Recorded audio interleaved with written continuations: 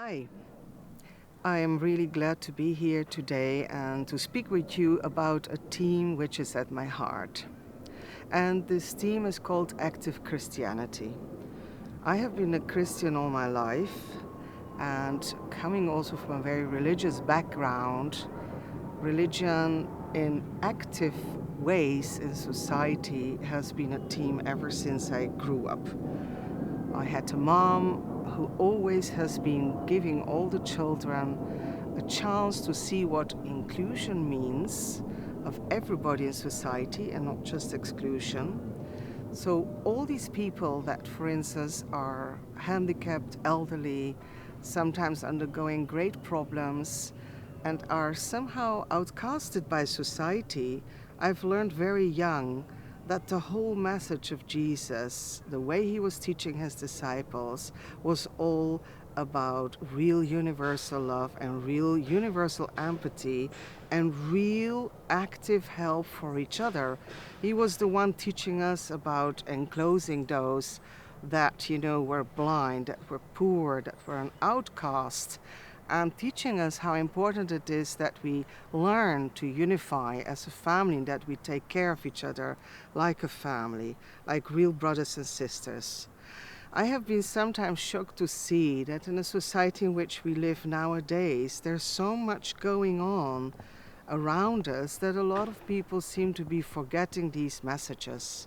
And it is so truly important that we keep going back to those messages of Jesus and that we keep being a true disciple, meaning if he has been doing all this work to teach us in simple ways how we can relate better to each other and how important it is to keep having this feeling of a big family, it's up to us to keep feeding that very important feeling.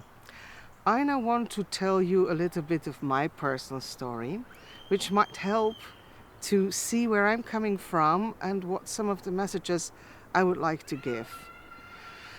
Firstly, some 14 years ago, when I had a very big accident, and after that also a big fire, and have been multiple times having near-death experiences, I went on this quest to seek somehow what's going on when something major happens in your life and you really need people to step in sometimes, to just be there, to just give you the feeling you're not an outcast now because you had an accident or because you're handicapped or because you're ill or because whatever. No, you're still a part of the family.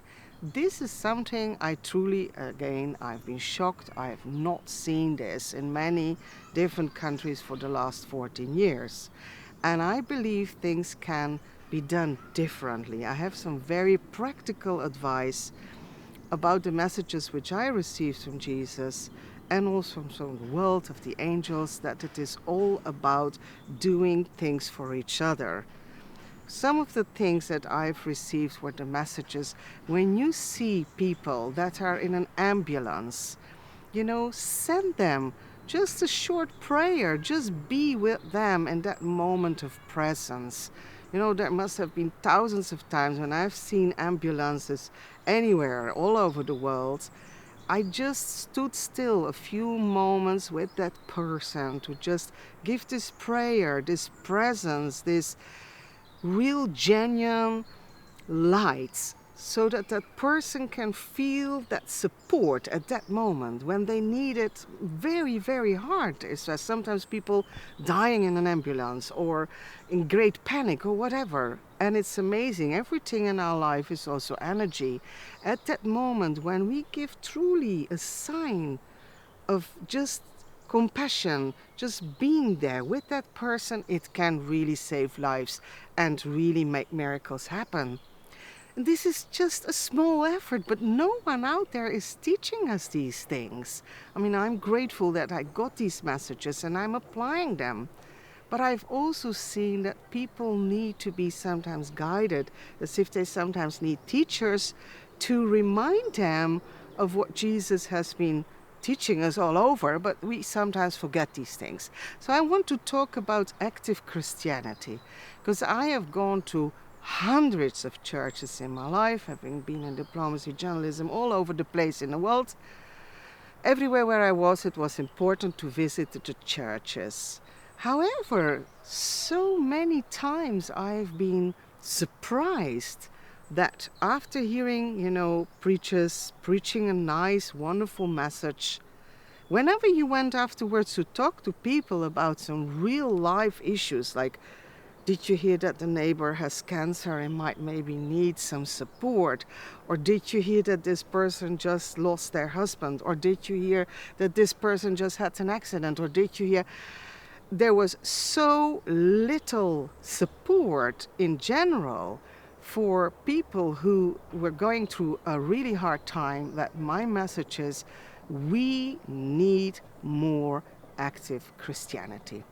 So my suggestion is that a lot more churches give a simple paper to their members asking them, when you come to church, is there perhaps something that you can do, however small it is, for someone who is maybe an elderly person and lonely, or maybe a child which has abusive parents, maybe, everywhere, all around us, there are people that are going through turmoil. And what is surprising is we have all the tools, all of them, to do something about it, and yet we don't. So what is needed then there? What is needed are sometimes some simple tools, and the church is a massive institute, which if it's being reactivated a little bit more, it can do massive more amounts of support for people who are right now in a dip or in a shadow or in a problem situation, which is maybe not needed if they just felt more embraced. I'm speaking from personal experience. I've gone through hundreds of churches, hundreds, and there were maybe only 2 who indeed did something after my accident, after my fire, after I have been for a long time in wheelchairs, after I said that I was lonely or that I needed just some support. People will force you to come, yes, to their community, but that's not okay. Jesus says we need to embrace people not because they're a part or not of a closed group, but because they simply need help. This is the attitude which should be there in churches. There are lots of people like myself who are expats who per definition are always moving around. So yes, you have a community there, and still it's not a reason to outcast people and to say, oh well, you know what, we haven't seen you far or long enough in this church, so we're not going to help you. But this is what in reality is happening, and this is not okay. It is important when people come and need some help, that help is there. That's what the whole teaching is, of love your neighbor like yourself. Where has all that message gone? We are in a world right now in so much turmoil, with maybe a 3rd World War just in front of our doorstep. If we continue with this incredible egoism, we're not going to get there. Now we have the time to train ourselves, and now we have the time to do whatever is needed, so we remember that we're a unity, that we can take better care of each other. And once then we are trained and some major disaster might hit us, it could be an ecological disaster, financial disaster, an epidemic disaster, a world war disaster. Hey, we have lots of disasters waiting there for us. We need to be ready. It's that simple. And we are not. It's that simple as well. So I feel I've gone through all these things as if God has given me a kind of a task to look around me, having had a lot of turmoil myself the last 14 years, and making an inventory of what is the current situation in this society and in many countries, and what needs to change. And again, it starts with small little steps. Now we talked about the church and active Christianity. I would like to now go to the second theme, and that is that it is very important to bring young people and old people also together. I must say, in my own personal life, I've been very happy that I have been able to embrace a lot of students after having been handicapped for many years, and seeing that this very nice exchange is possible. And I would again like to stimulate a lot of directors from schools, you see, to be again also more proactive. And it's not a rocket science to be more proactive in society. It's again a simple piece of paper with making some questions for those young students and giving it in the classrooms and saying, is there anybody out there who can do something for someone who is an elderly person, or someone in the hospital, or someone who is handicapped, or a refugee, or any other, let's say, outcast? Because unfortunately, in our society, I don't know why, but we create outcasts. And I've been an outcast myself after my accident when I was in a wheelchair, and I was like, what the heck is going on? I'm the same person. And why is it because I'm in a wheelchair that I don't count any longer in society? That's not okay.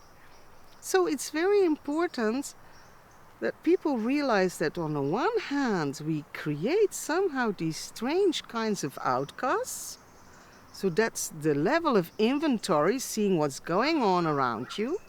And then there is the second level. How are we going to resolve this? Now, we were a lot of people on this planet, and there's a lot of brilliant people out there. So it can't be that difficult to come up with solutions, and yet we don't do it enough. So again, proactively, in the schools, in the universities, people can make projects, with just lists that they give to the students, and to ask them, please get involved, and to be also on top of it a little bit at the beginning. Because we are so much in an egocentric society that when you're on top of things, you can help to make a shift. If you just only give a form to someone who normally is not a very social person and ask them, okay, what have you done for your neighbor, or for someone in your family, or for someone you don't know, but have you made a social step? Many people who are young might not necessarily be inclined to do so unless they're being guided, unless either the church or another institution helps them to see the message that at the end of the day we all need each other. So maybe now this person who is a young person can help an elderly person who is lonely, whatever, and maybe that same person after a few years is in a depression after losing their job and also would like someone to embrace them. But in life it's give and take, and this needs training. So it's important again that these trainings are being implemented a lot more. I'll give a third very clear example. I've gone many years to many shops.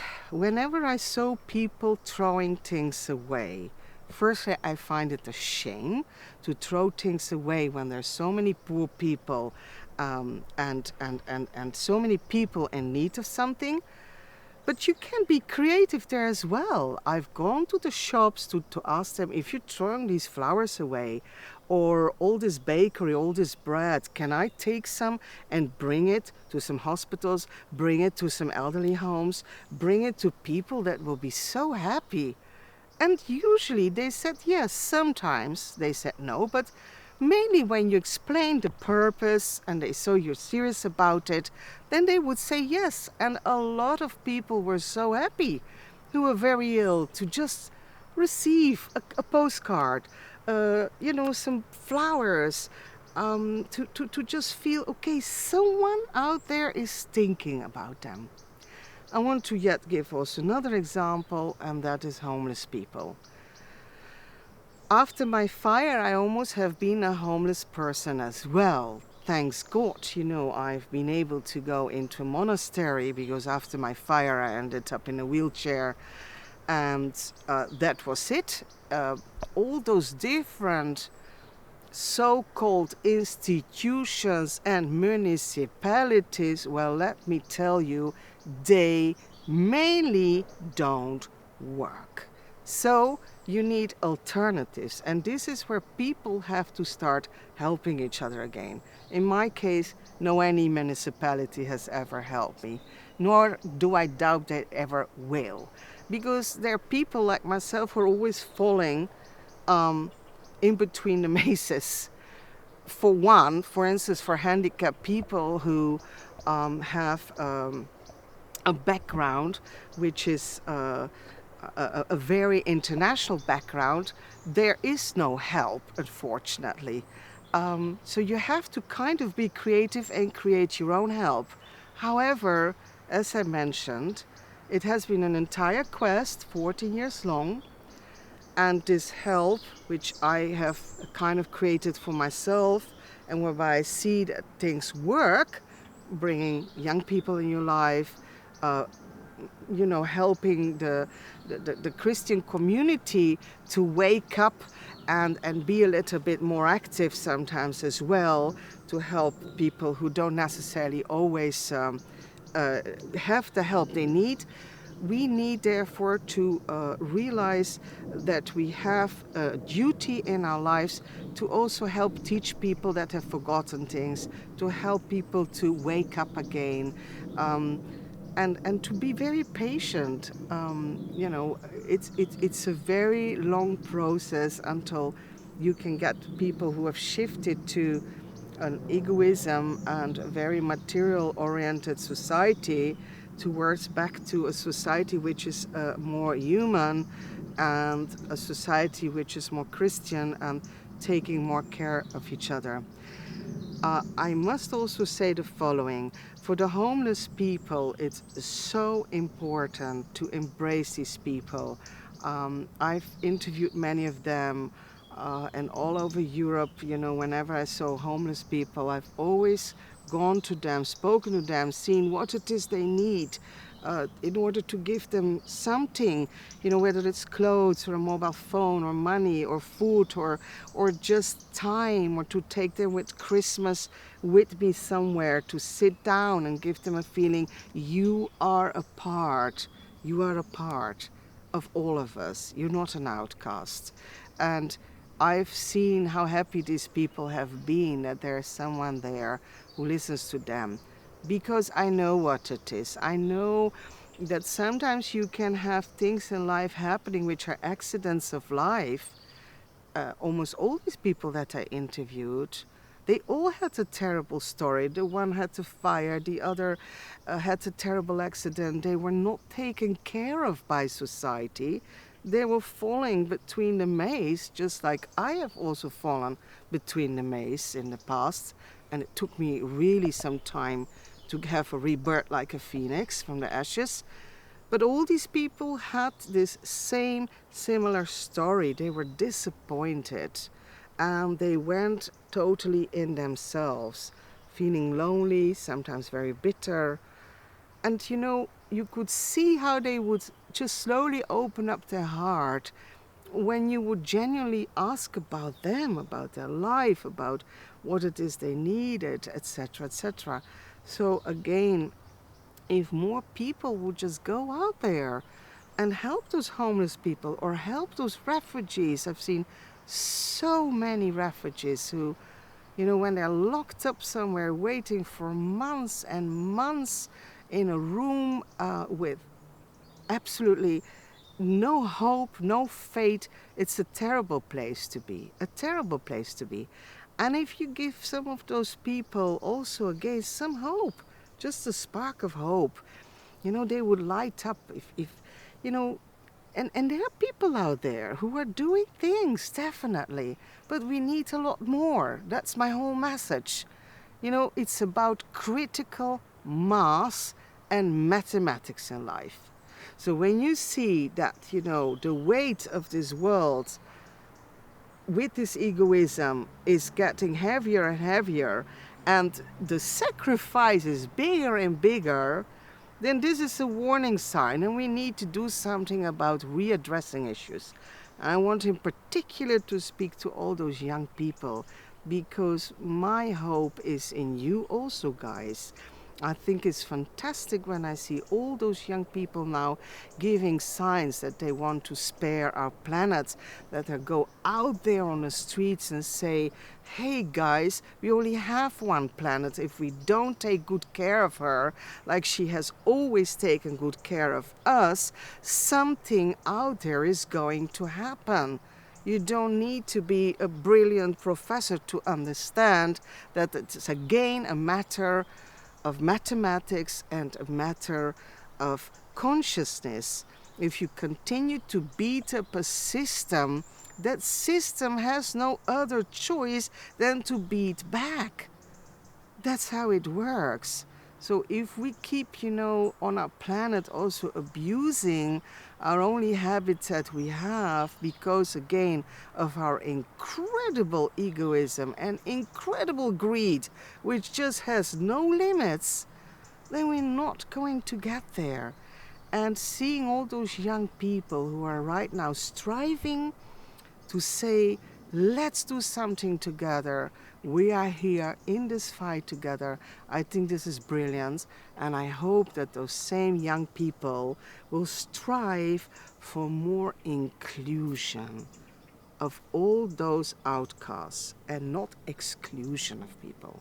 Because again, the whole message of Jesus is, and not only Jesus, of all of our teachers, all of our masters, because I want to emphasize, because I'm perhaps a Christian, I'm speaking all the time about Christianity, but hey, I've seen the most beautiful help from the Muslim community, from the Hinduist, the Buddhist community. In fact, if I have to be honest, whenever I went to seek in the past for help, I've been helped a lot more by the Muslim community, because they have this whole culture of helping each other, than in the Christian community, whereby everything happens in the church and that's it. You walk out of the church and there is no Christianity anymore. Now, Will, what kind of Christianity is that then? And I've said this to many priests. I've said, what you preach here, you have to bring outside. It's all about putting it into concrete projects in society. It's teaching you community, one by one, how can you be a more Christian, active person. Because just going to the church and reading the Bible, that's wonderful. But we need to go one step further in our world. And it's really very important to bring that out. So this is what I hope we can all do together to bring back this active Christianity. So be it. Amen.